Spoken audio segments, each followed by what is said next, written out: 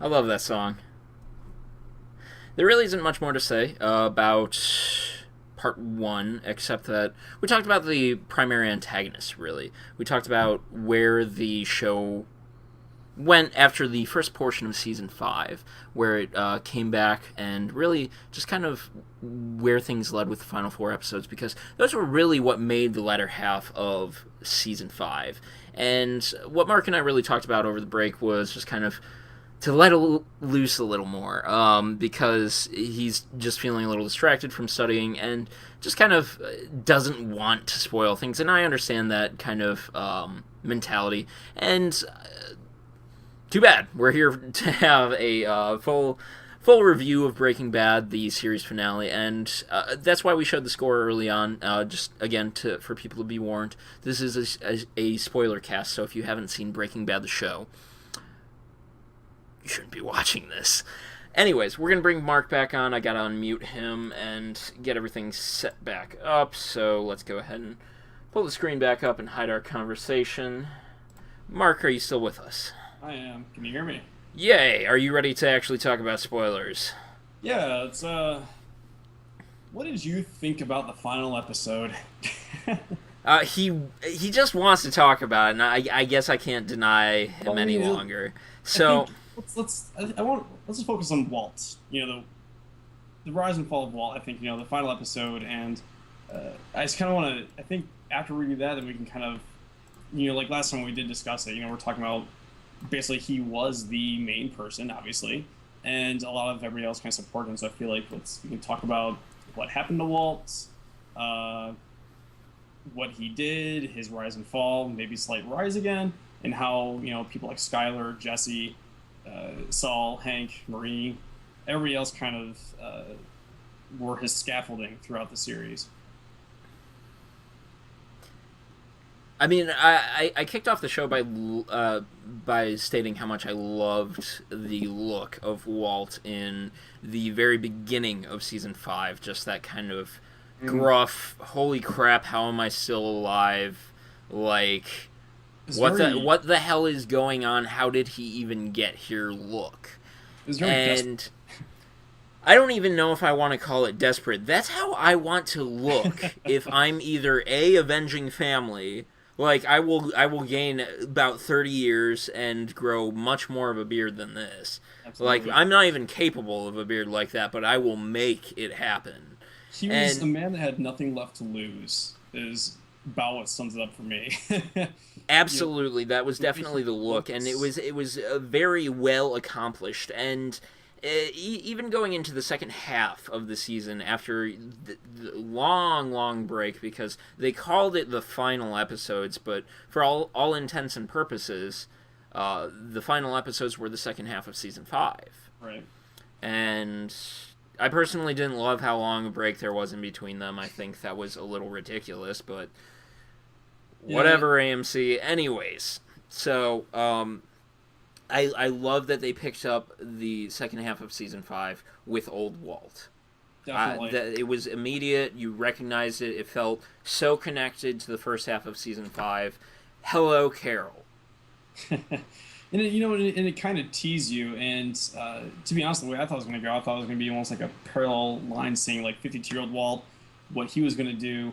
And then, the others, like the initially, I actually liked your idea of how like episodes would kind of start bringing them together, but even that didn't happen. And personally, what my expectation was like the final 3 episodes would be old Walt, but instead it was simply the final episode that was the old, beaten down, just stopped in the diner, just said hello, Carol Walt.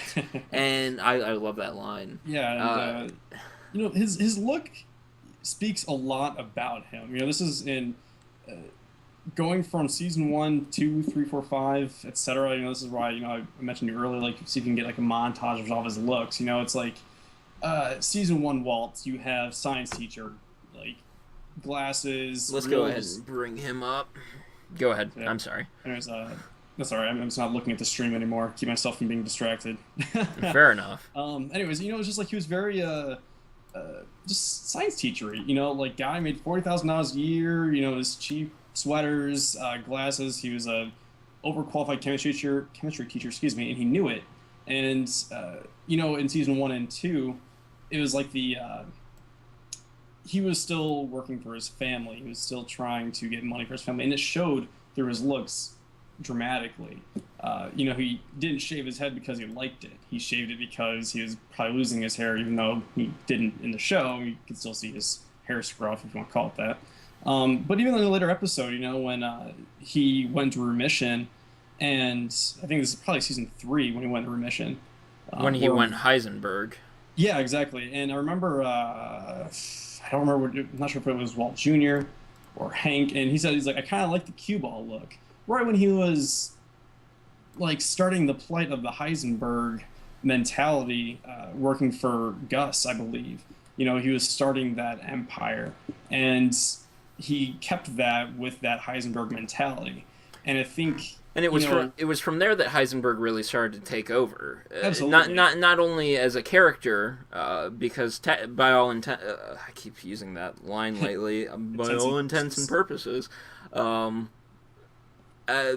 for everything that was within the show, Heisenberg was actually a character. Even it was technically a second character within one actor. It was very much how I had said earlier, I just remembered a gradient of what was Heisenberg and what was Walter White. And in the beginning it was kind of mostly Walter White, and then it just shifted the other way, and all of a sudden you had all Heisenberg. That was the Heisenberg that he wanted all the money, all the empire, all the fame. I really like to think of it as Jekyll and Hyde. Yeah.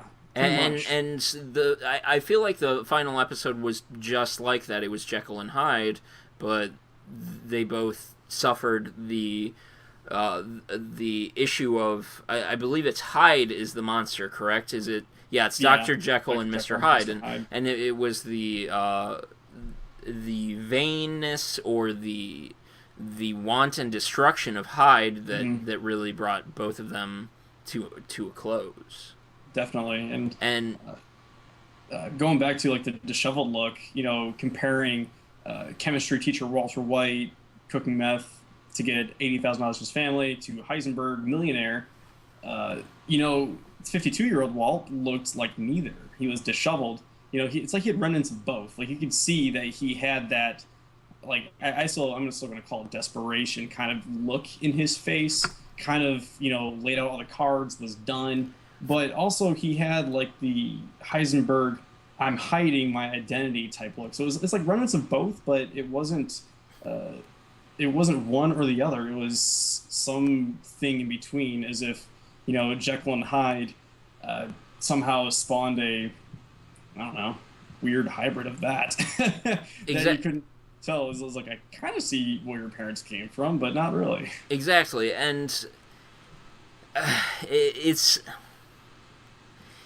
You brought up the point of just using Heisenberg to build an empire, and just kind of that often desperation of Walt to just kind of hide this alter ego and just the whole empire, and oftentimes he was very, very desperate.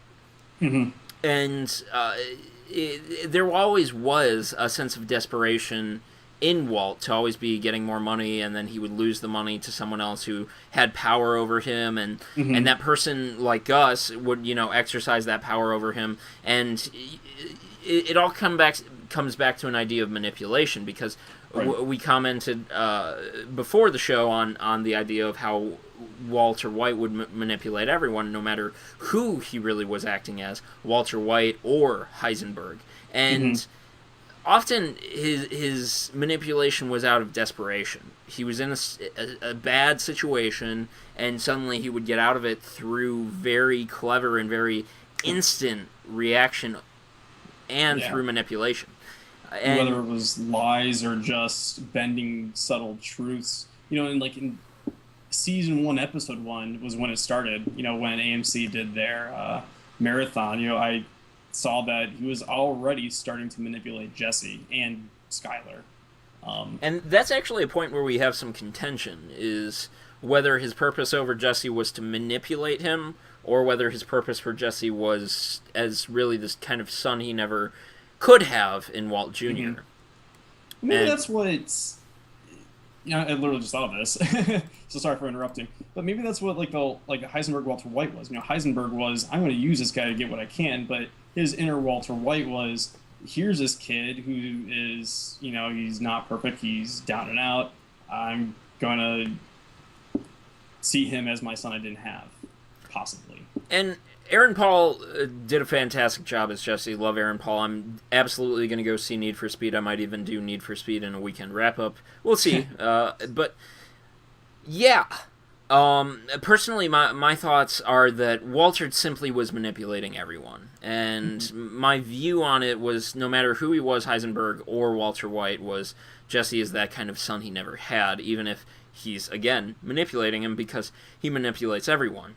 Right. But returning to kind of the point of that I wanted to get at about manipulation and just kind of the desperation that Walt had, it wasn't until the beginning of season 5 that Walter finally was the one in charge, the one in power, and no one really was taking command over him.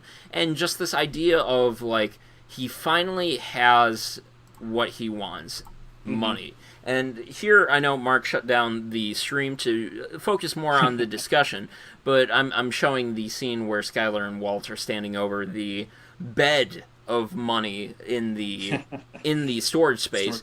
And it was there I finally realized, like, it doesn't matter what he built, like, right. How much money he made. At this point, he is now not only the one with power and money, he is the one who has nothing to do with it. He can't do anything with it. Yeah, and and it shows, like, in those later episodes too. Especially in the last 3 or 4 episodes. He's got all this money. His family doesn't want him anymore. Like, obviously, Skylar hates him for everything he's got. Even though Skylar not only hated him, but the sense of fear within her, because she again was just such another character within this series, and definitely.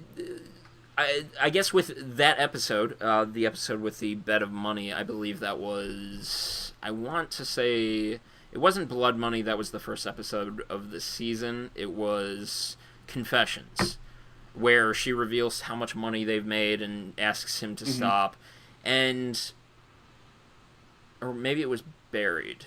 It was one of the two. I'm not sure. It might have been the first half of the season. Huh. But I guess it's his peak. It is where Walt is finally king. He had power over Skylar completely. She was so afraid of him. She just did everything he asked. He had power over Jesse and Mike. In fact, he really exercised his power over Mike. And he had power over Saul and everything. And again, it was such a beautiful representation of his power, just this bed of fucking money. And there was really no other way to represent it. But again, this is also a great time to talk about Skylar, and I have a great picture of her. I'll go ahead and let you kind of just talk about Skylar of the 5th season by comparison to, I mean, unless you want me to kick it off again. No, I'm thinking, Skylar, it's funny how, referencing back, to the AMC marathon of Breaking Bad, the very first episode, she's very Marie. Like, the way she was approaching Walt and Jesse, she was very Marie, very kind of I also like to consider that as suburban. Yeah, definitely. Like, just that kind of suburban mentality. Oh, I'm thinking about the drapes. That's really kind of the biggest conflict in my life right now. And just... Yeah, and her husband's a teacher. Her son, is cerebral palsy, pregnant. Exactly. Yeah, and she was very, naive like that. And that's, what we had talked about earlier. Is, I feel like some of these characters were to show the differentiation of these other characters, not to sound repetitive. But Maria and Skylar were very synonymous in the very couple episodes, and then obviously Marie really never changed. She was very naive about everything and just kind of believed everything. And she was kind of like the iconic house. The control group. Yeah, exactly. She And then stood as everything that was, and how everyone else just kind of changed. and Obviously, Walt Jr. not being one who could really change because of the situations, because he wasn't really within the circumstances himself. mhm. But yeah, the way Skylar slept with Ted and just lashed out, and then suddenly she saw the way in which Walt killed Gus, and it all Mhm. changed within the fifth season. Suddenly, just the fear and the power again that Walt was able to exercise over her. Yeah, and she did have some fear of him. I think it was season 3 when you know Walt came out to her, and well, Yeah, she always suspected something because Skylar was smart, and you could yeah. actually see her She differentiation wasn't from her. entirely naive. Again, No, it's she more wasn't. about that kind of suburban mentality. Hmm. And and I mean, she didn't change with Walt really. She exercised tact, and I felt like she was very just. I'm drawing a blank here.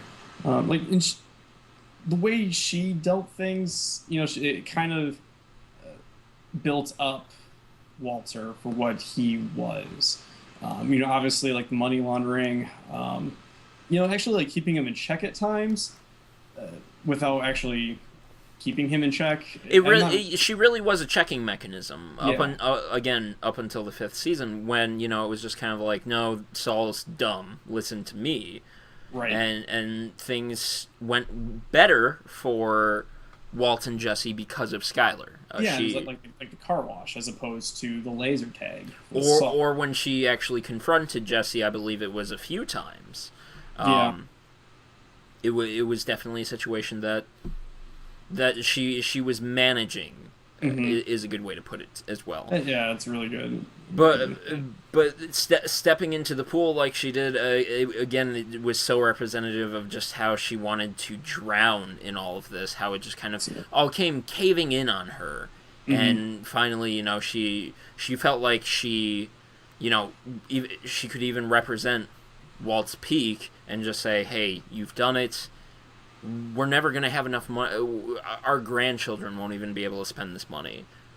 And yeah, It was literally her drowning in that pool was literally like her, well, not drowning obviously, but uh, just submerging. collapsing under pressure. Yes. And I don't remember exactly how she was after she got out of that. She wanted the kids sent away. Okay. Yeah, yeah.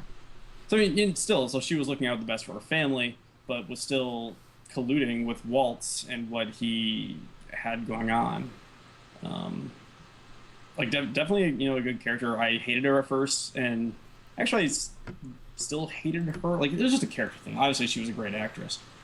Yeah, this was not a situation where Anna Gunn, I I believe. despised the actor because of the way they represented the character. Right now, she spot on job.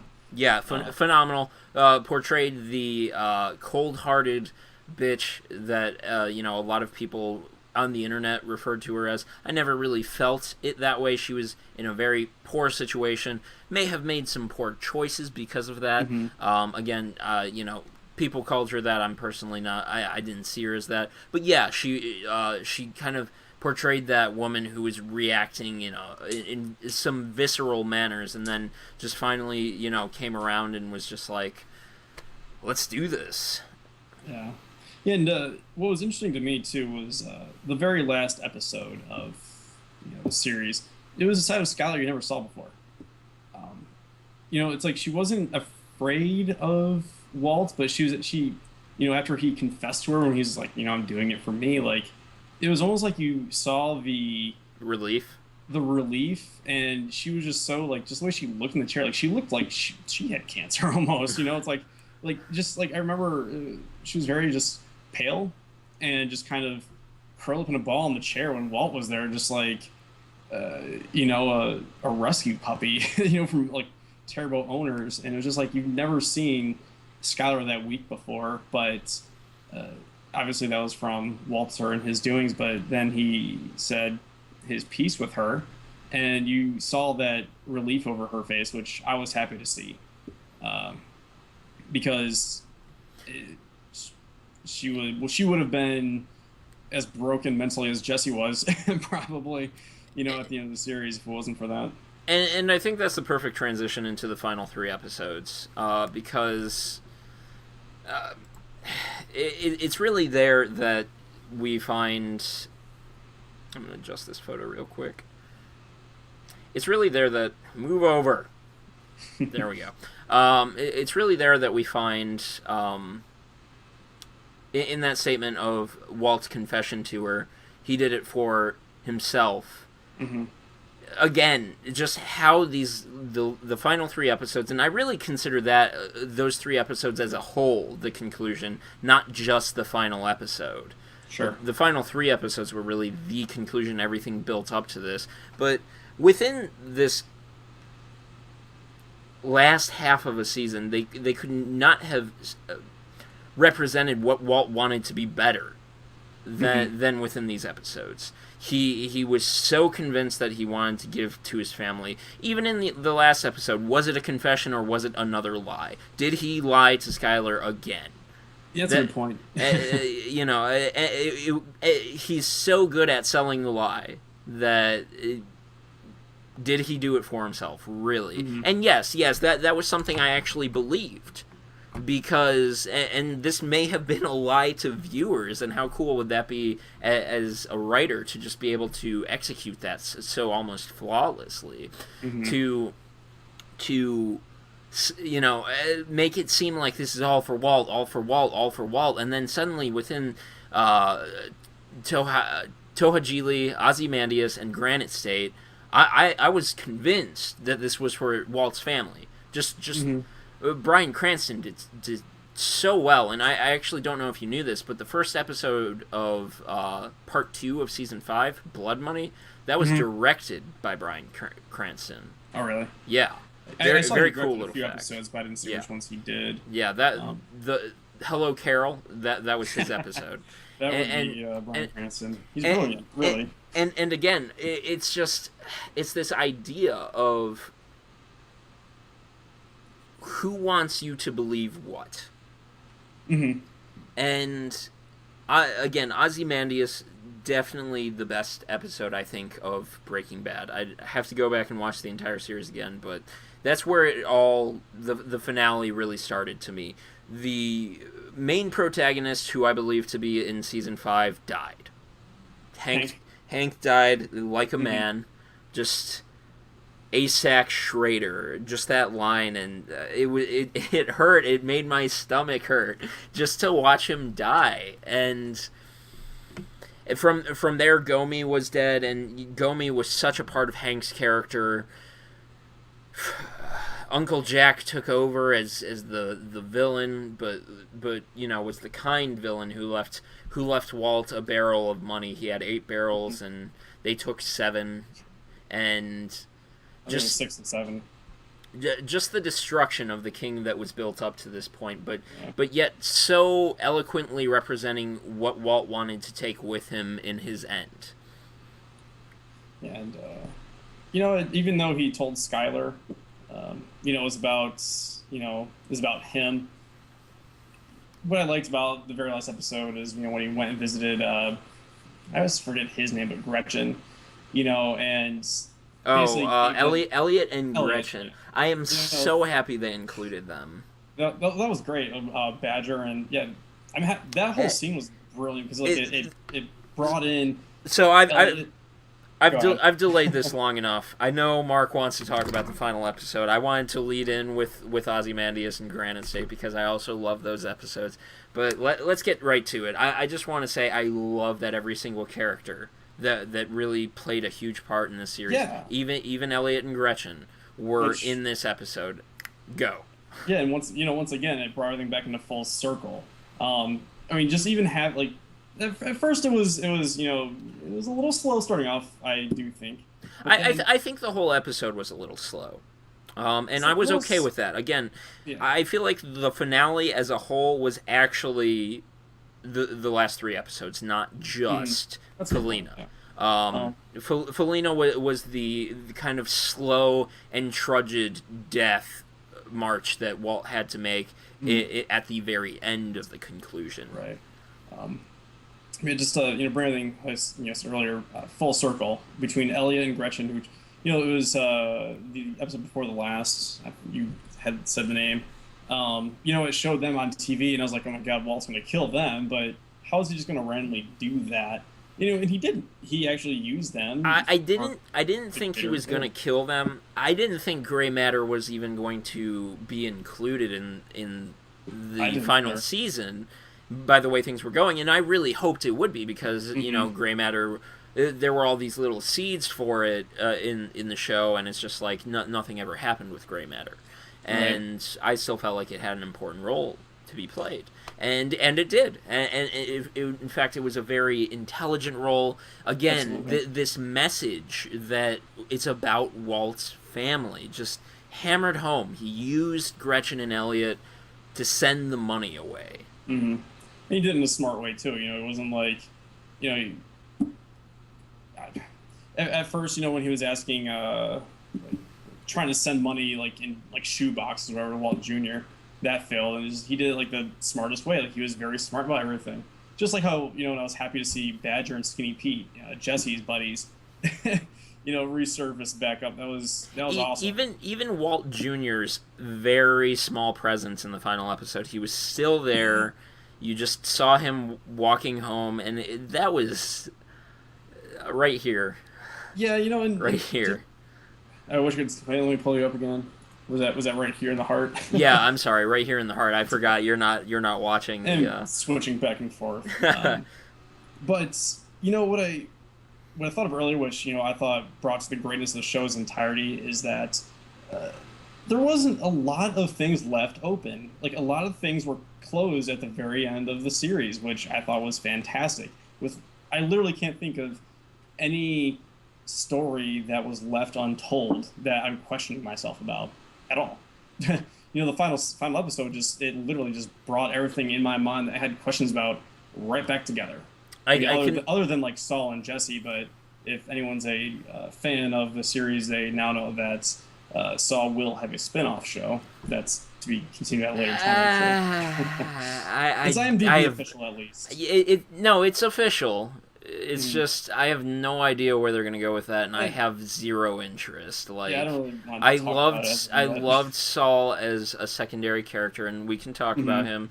I loved his parts in this final season, but.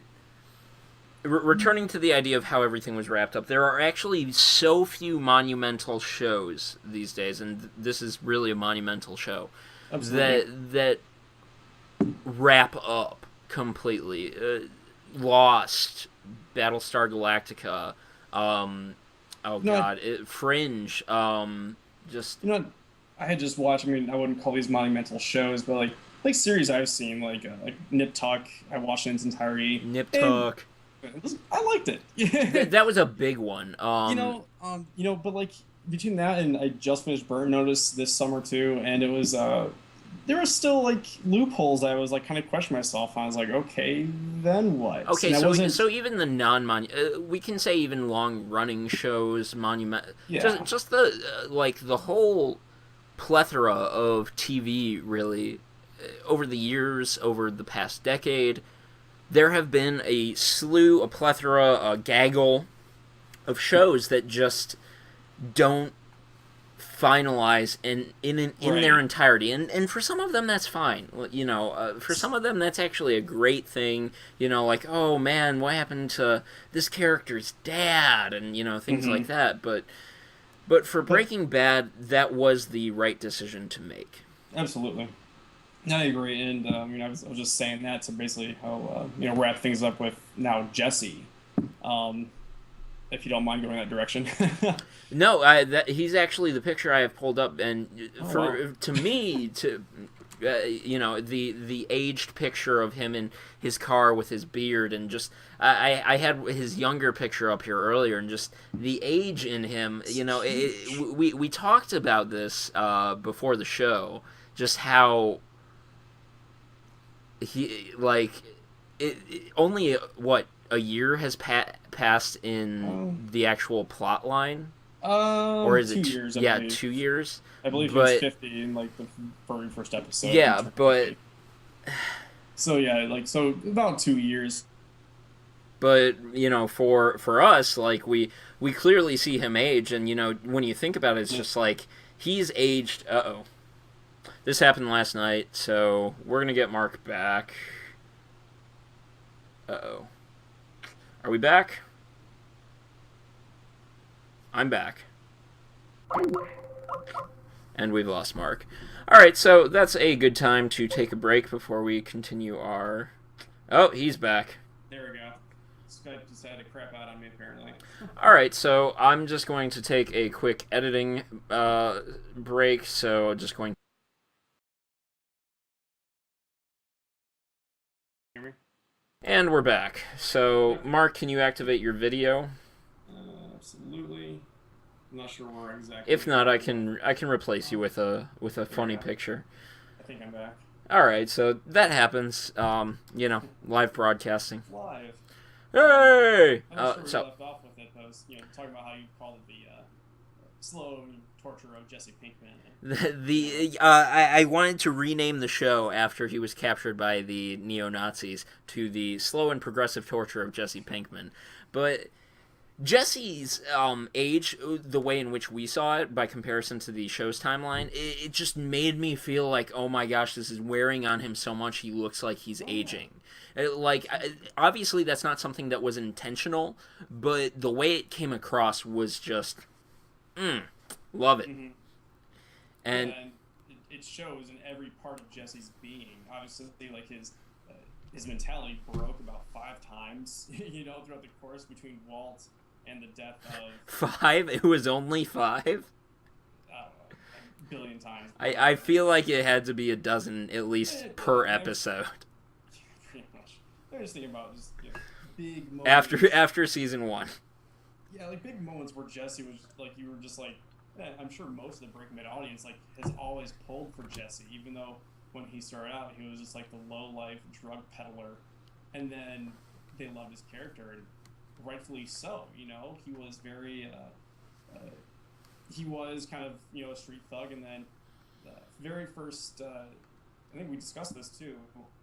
Actually, I think I discussed with my mom, if I'm not mistaken, about season 2, I believe, when he went to those meth heads' house and they had the kid. That really, really showed Jesse's soft side. And Yeah, because initially, he was just kind of that punk that, do you really want to connect to this person? But as he's put through, well, the grinder, the wood chipper, the paper shredder, I mean, just whatever. I mean, he was put through all of them, actually, at the same time. And the mental glockenspiel. Yeah. And he was actually the character that people connected to most, because that he was reacting in the way that the general person wanted to react.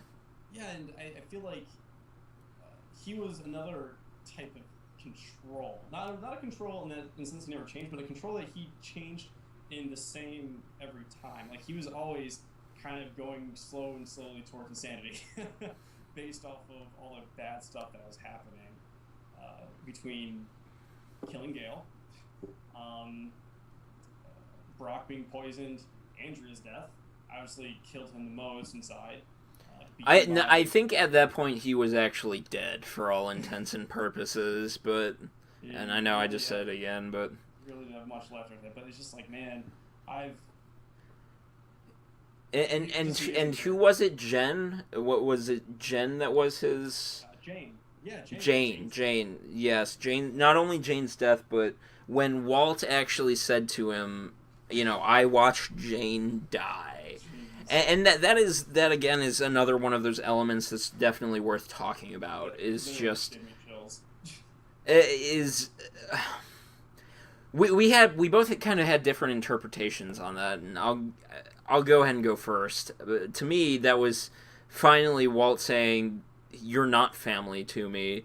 You just got my family killed. I want you to not only suffer and die, I want you to suffer more. I want you to really think about this." It wasn't like I want you to live so you can, like, to me, I know to you it was kind of like, well, do you want him to live, so you say this so he can, like, live through whatever they're about to put him through? And to me, it was like his last words to Jesse. Like I felt like, in my mind, Walt was like, right, well, this is happening. I'm probably never gonna see Jesse again. Either he's gonna die or I'm gonna die. So I'm gonna come out clean and just to actually be a man to Jesse and tell him the truth, which like we discussed earlier, Walt really never did. For me, it was just that snap reaction. Like, I just watched my brother-in-law get shot in the head, and yeah, I just want you to suffer. Just quick, say something. Yeah, pretty much. But then at the end, if that was his instinct, was, well, screw it, my family's dead. I want you dead, and then he came back and saved Jesse. I don't think he intended to save Jesse in any way, shape, or form. I think my interpretation of that exact moment was, again, another snap reaction. He expected Jesse to, like, be a partner and actually, like, be dressed well and, be doing just fine. And instead, what he saw was what he had put Jesse through. Mm-hmm. That is what he saw. Finally, like, the manifestation of the chains and the suffering, the scars on his face, the rugged beard, the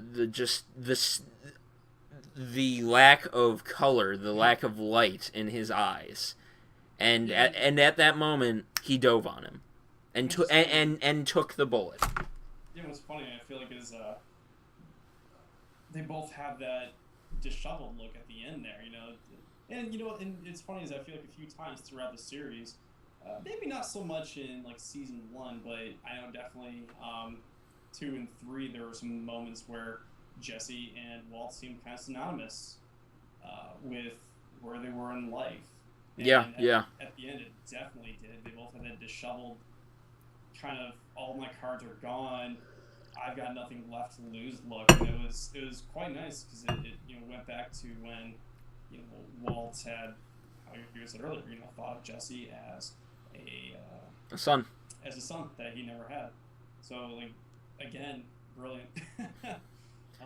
And I'm happy that Jesse got away. I really didn't think it was going to happen. He didn't think it was going to happen. I did. I was just like, man, this guy's been through enough. Yeah. And he drove off at the end to go star in Need for Speed.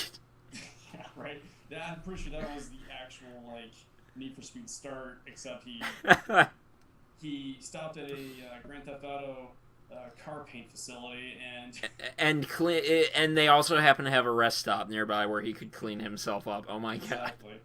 They had the clothing store next to the car paint facility. I did send a text to you that I still feel was actually really, like, just pertinent to the conversation of Walter White's death. There, I said it. This is a spoiler cast. If you don't got it already, get out. I really got yelled at yesterday for at work.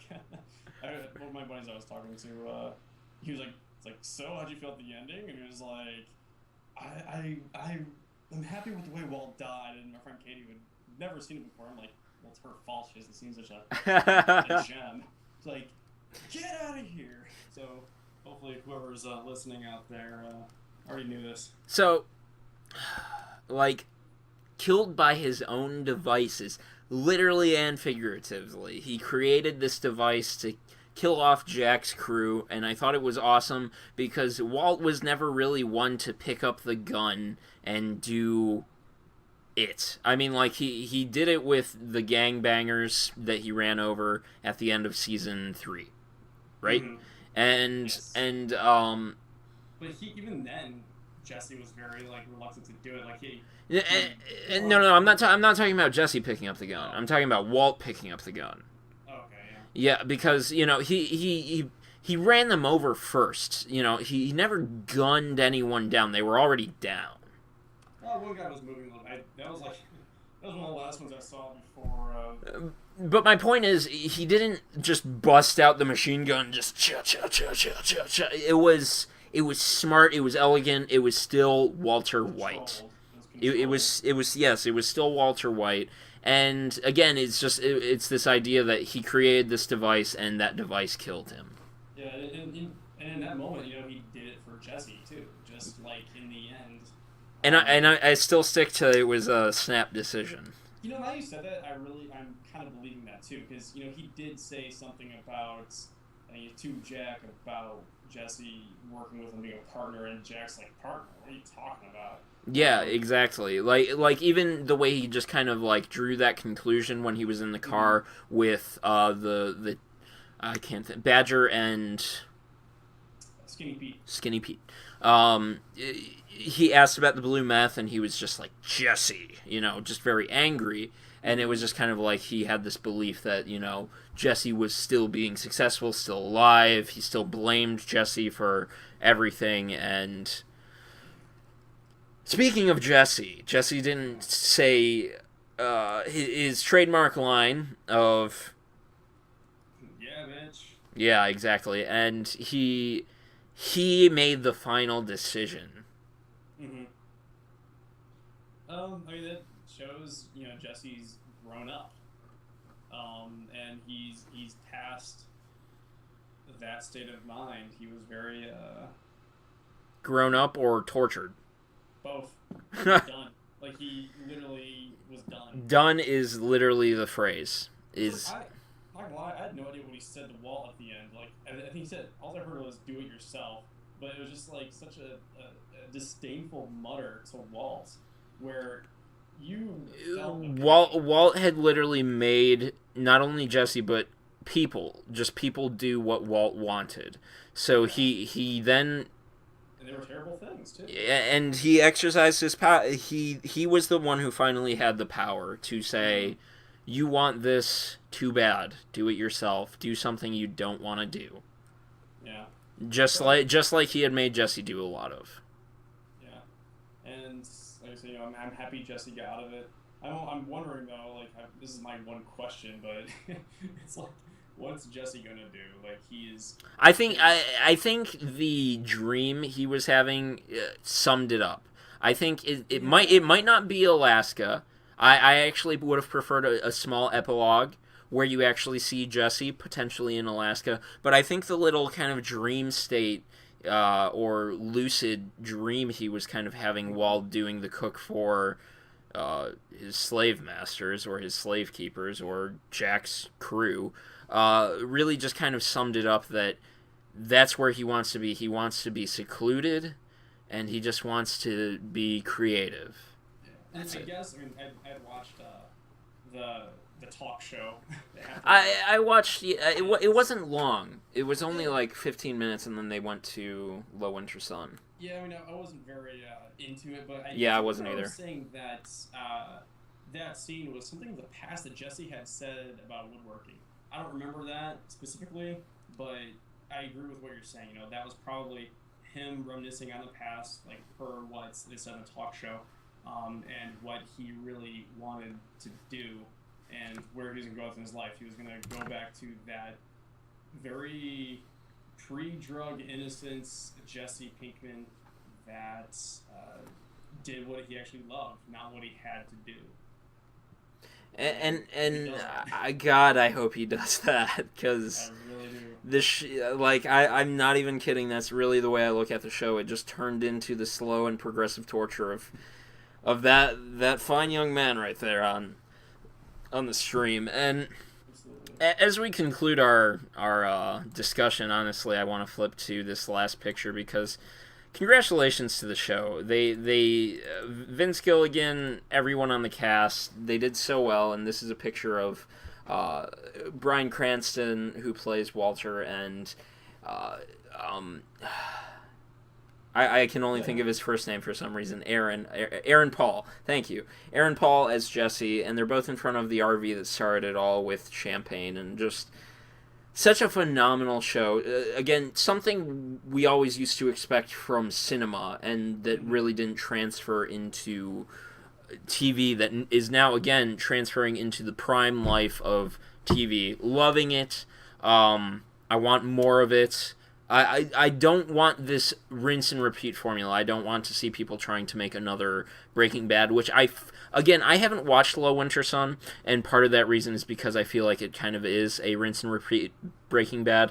I'm sure I will pick it up eventually and make my own proper judgment about it, but it's just, it was, there is nothing like it, and there really should be nothing like it.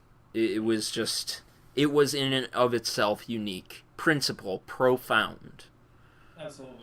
And the way in which Walter died, again, it returns to this kind of mentality, again, returning to our discussion about the final episode. It was done just right, where even the way the police came in, they could have come in and surrounded him like we have our target.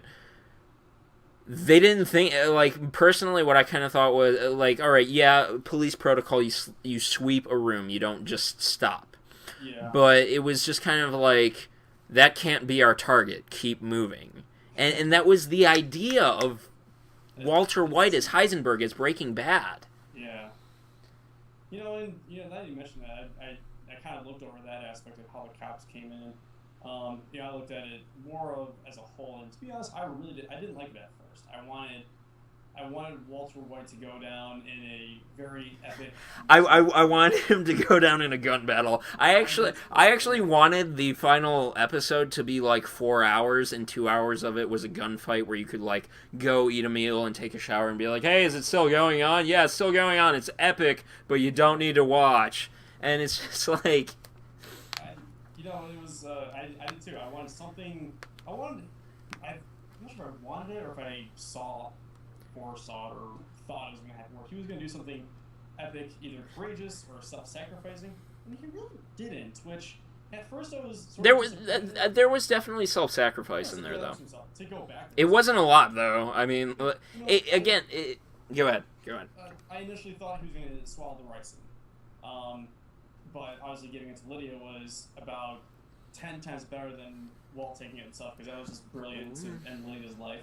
Really, I would have preferred, again, I still prefer the idea of him driving by with like a machine gun and just wasting the coffee shop with them in there. Yeah. But personally, I don't think the ricin was, it was too classy for her. She deserved to, personally, my take on her character deserved to rot with Jack's crew.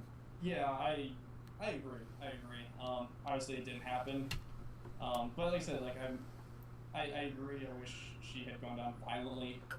Just the way I wish everybody else went down violently. But I thought, and they did. I loved Jack's death, and that's a great antagonist death. That is just. I know where your money is. Too bad.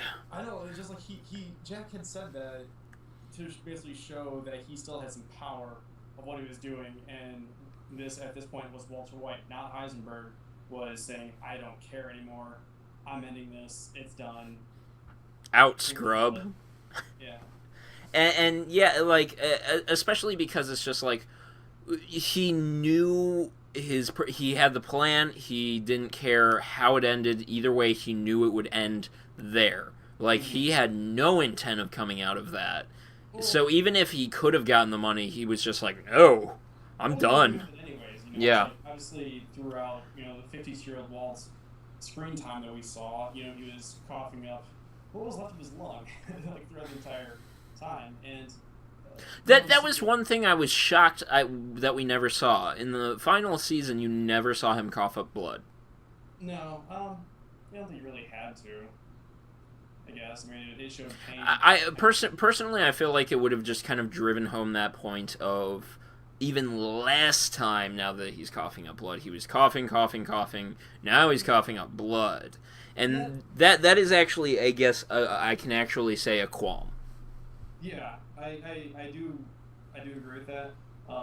We were actually at people from Breaking Bad. We were actually talking about my friend Dakota and I. We're both studying the same thing, and we're like, is that enough to kill him, or was it the cancer? Like we were kind of like dumbfounded. I was like, was that Again, yeah, that also wasn't. shot, or was Um, it the cancer? because you didn't see the angle at which the bullet went in. Obviously, you're not really Yeah. going to see a bullet go Exactly. in.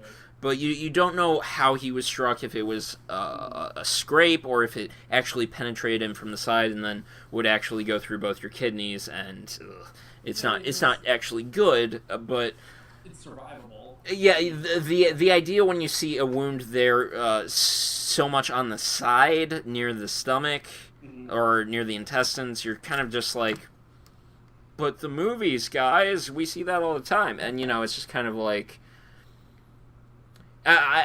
Personally, I feel like it was a combination of the cancer and his weakened body, and just again him just being like, this is it.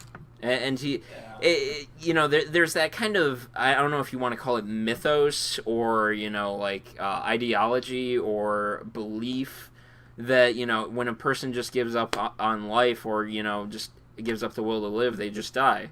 Yeah, I mean, yeah, especially if they're struggling. Yeah. That, I mean, that is something that is I've heard in the past. It's like if you positive vibe, bring positive energy, blah blah blah. God, I wish I had something to put my arm on here. So I'm just gonna do this for a moment because I want to bring up one thing because we really are winding down. I know it seems like we're just rambling on it at this point, but there was one thing, and I actually made a note of this for this specific reason because I knew I would forget it otherwise. In the car, in the final episode, when he's still in New Hampshire. Mm-hmm. He talks to something. He was just praying. I thought. I'm not gonna refer to it. He didn't say God. He just said, "Please let me make it, and then I will do the rest." And it's this idea that he's talking to something beyond himself, whether you call it karma, luck, God, a deological being, whatever you want to refer to it as. It's just like this guy who thinks himself king, and just they've never really even referenced like God and just anything in the show, and it's still just like, what'd you think of that? It was intense. I will say that. Obviously he was in a snow-covered car, so like cop light, police lights, rambling at. I'm thinking about it now. And to add to it, just real quick, while he's looking up, he suddenly lowers the visor and keys fall into his lap from above, and it's just kind of like this idea, that he's looking to something beyond him, and just. I was so blown away by that they included something like that in this episode. I'm thinking. So I really didn't think about it much at the time, to be honest with you. But it was very pivotal. Like there was a cop literally right behind him. Why didn't he suspect something? Was that before he was that the car he stole, or how do I say this? They said he stole a car from New Hampshire. Was that at the moment where he stole it, or was it already stolen? I'm not sure if that really even makes a difference. Or was it a car someone just left? And was it, or was it by fate that the car was left there? I mean, what? Again, it's just kind of this idea that there was something beyond him, really in all these events, and it's just kind of. I personally love that in writing when a writer wants to cover that in such a very minimal manner. I think this. I'm still trying to think. I really, honestly, I can't think of an opinion. Like it was good, but I can't figure out why. Other than the only thing I'm really thinking of is maybe he was inner Heisenberg, like that he just wanted. Maybe that was a Heisenberg. Maybe that was Walter White, actually. Like Walter White letting go of his inner power and trying to get it from some other power, whether it was. You actually made an interesting point before we saw the final episode that seeing Gretchen and Elliot was triggered his inner Walter or his inner Heisenberg in basically the final episode. That's all we would see, but. Now, after having seen the final episode, I think all we saw was Walter White. Yes, I think it was just a very. I think it was Walter White on the outside. I think there's a little bit of Heisenberg on the inside because I'm not Uh, sure if Walter White was as uh, successful and yeah, again, returning to the idea of Jekyll and Hyde, I don't think he could abandon Hyde, yeah, but exactly. I So think I think I think Jekyll had the lead the whole episode. yeah, and so maybe in that car moment it was him letting go of his he realizing he didn't have control in that situation, whereas the Heisenberg character was always in some sort of control. Um, I don't know if this is really what the writers were intending, but as we had discussed earlier in this summer when Badger and Skinny Pete were talking about Star Trek, Yeah. is this something that the writers just did By the to way, that never played out. out of the numerous ideas that I've read, it did not play out in any which way. So maybe it was just something that the writers do want to provoke in its viewers to get them to relate to these characters. Yeah, Which, then again, reflects on the greatness of the show. and it reflects in the greatness of the writers because personally, as someone who's always really aspired to write, I'm not gonna say anything more about that, but it's just kind of this. You want to include things that don't bear a pertinence just to really connect further to the real world. Right. And you don't want. I don't think you want everything to have an answer. Like, if you want to have your audience think for themselves, like, anything that has a direct answer to it is just a popcorn flick. Or, Exactly. a silly Exactly. sitcom. And, I mean, I love my sitcoms, but, this wasn't that, and this was definitely a thought-provoking show on many, many levels. and again, I guess just to really start winding things down, I don't think there was any better conclusion than to do that one just right. Because it could have been ruined. And that's really all I have to say to really wrap up on the final episode, to really wrap up this review. Mark, did you have anything you really wanted to conclude with? Obviously, the conclusion, last episode, and like I had said earlier, I think it was just phenomenal the way that it wrapped up just about everything that needed to be wrapped up. And like you said earlier, I really hope Vince Gilligan does something else. It's great. I'll probably watch it. I just. Yeah, I mean, I'm definitely gonna be paying attention to whatever Bryan Cranston and Aaron Paul do as well. Not only phenomenal actors, but obviously Bryan proving just how well he can direct. And he didn't write the episode, but I'd also be curious if he can direct to see what he can write. And just wow. It's definitely how the show began is just really kind of it represents how the week has kind of been just kind of like mind blown. You just kind of think on it and you don't really know what to say, and you pick up some steam, but really in the conclusion here it's just kind of like there's still so many little pieces to analyze and just nitpick at and just say wow, I didn't see that. Like, Absolutely. who knows how many items may have been there in the final room to really just be like, oh my gosh, that was Gus's hat or something. Yeah, Like, I mean, like when he was rolling the barrel through the desert, you saw his pants from like episode 1. exactly. I guess one last thing, if that's all right. Yeah. In fact, if you got any questions over Twitter, I know you posted to tweet at us, Got anybody? and that's fine. This is still in its infancy, and it may never go where, but this is a cool hobby, and I enjoy it, and I thank you for being here and making this better. Oh yeah, absolutely. This is great.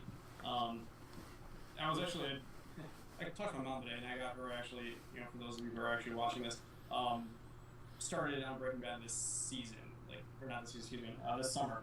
I've been watching the show since season 3, I believe, on Netflix, and I was talking to her about it earlier today, and brought up about Walt's actual death, like the whole scene as a whole. Camera panning out, and actually when he's walking through the meth lab, you had that music. I don't know what song it was, but it was joyous. It was happy. It was uplifting in my mind from what I remember of it. And it was kind of serene how you had this at one time monster, and all of a sudden went back to the Walter White state of mind. He was in the place that made him happy, is the way I saw it. and just like how he had said to Skylar earlier. Shoot, I'm getting an ad. Hopefully you can It's still hear me. Oh. yeah, yeah. It They was. seem to roll for viewers, so obviously it's on the viewer to actually click through it.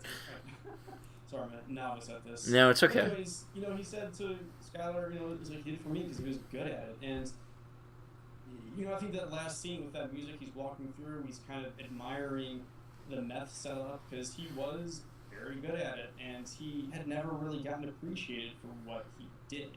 He was a overlooked chemistry teacher. Obviously, a high school chemistry teacher can often get overlooked by everyone he teaches, and he was actually admired, and he was in the lead, and he hadn't had that since the gray matter days when he was founded, starting that up, I guess. So really, it was just. I'm not sure if you had any thoughts about what I just said or about that, but I thought it was I really guess nice how Serena ended up. I guess that's kind of a sense of the whole episode. Like, he Mm-hmm. didn't care what people saw him as, even the people who took over his business. He didn't Mm-hmm. care what they saw him as. He knew who he was, he knew what he had, he knew where he was happy. And yeah, it was just kind of a sense of. The whole episode kind of just had this sense of dying peacefully, even though it Yeah. wasn't peaceful. It was, it did have that kind of sense to it. Saying Yeah. goodbyes in one way or another. I just dropped my headphone piece. To Ah! not to make be a weirdo or poetic with fan words, but it wasn't peaceful. But he definitely made his peace. He made his peace with everyone that mattered to him. Obviously, Even if it was a lie or wasn't a lie, I still, yeah. I don't know. But I feel like he made his peace with Jesse and Skylar, and ultimately he wanted to get back at Jack for doing what they had done. even with his bowed head in seeing his son, his Mm-hmm. son was ashamed of him, but he accepted that Yeah, shame. exactly. And again, another one of those elements of just kind of dying. It was almost kind of a. I would actually love to go back, see the final episode, and just kind of measure it within the idea of the 7 stages of acceptance or grief or whatever it Yeah. is, and it's just kind of like, the very end he accepted it, and wow, it's just. It's even kind of just getting me here, just kind of thinking about it, because it's just like it was really powerful, even if it wasn't Definitely. as momentous as the prior 2 episodes. Mm-hmm. It was great. I will miss it. I will miss my Sunday night shenanigans with I really Bryan do Cranston and friends. I really do prefer that it ended though. Instead of like lasting. I feel like Lost is a great example of one of those shows that dragged itself a little too far, and because of that, a lot of things went unanswered. Yeah. Funny you say that too. Is like we were talking about other shows earlier, like Dexter. I'm not sure. Did you ever watch Dexter? I did, and I only made it through a couple seasons before I was like, this will get old. Yeah, it did. Like I hated season 6, but now that Breaking Bad's gone, I'm gonna pick up and see if I can watch 7 and 8 again. But You'll have to let I me don't want know. to. It just Um, concluded actually as a it did. series. It Yeah, did. So so that's why I want to get back to it, because 6 really let me down, and I had heard everything through social media and websites that was supposed to end, or it was it was supposed to to end end. 2 seasons ago. I think so. Yeah, and it's just like I'm happy that Breaking Bad didn't have to deal with that, because season 6 of Dexter just had some real shoddy writing. There was, we had I'm said not a that. fan of its writing to begin with, but hey, we're again, this is it. Yeah, So, so I'm did you? happy that it ended quickly and without having too much uh, moments where like, really, was that really just an episode? Yeah. So So all I can really say is, honestly, like I just, it wore on the emotions and just oh yeah. everything, and it was so wonderfully executed, phenomenal show. Again, to Bryan Cranston, to Aaron Paul, to Vince Gilligan, so much luck in your future, but I doubt you'll even need it. And Mark, thank you for being here. Thank you for making this such a great conversation. Absolutely. And did you want to give any shout outs or anything before we close? Yeah, I'm good. Alrighty. Well, this has been Mark, Molotov Penguin, and Fullicide SD for episode 12 of Breaking Bad live review. To archive viewers, thank you very much for watching. Absolutely. Next, man. It was good to be here. Thank you. Next week we're probably going to be looking at Grand Theft Auto 5. I don't know about Monday's show. There's actually a lot of stuff that just kind of came up for potential shows, or we might just skip Monday and make some big plans for the week that follows. Again, very new thing, only a dozen episodes in. And, very happy the way the week went with Reed on yesterday and Mark on today. Again, thanks, guys. And that's it for Fullicide. We're not closing with any music. I'm just going to talk to my buddy for a few minutes. Have a good one.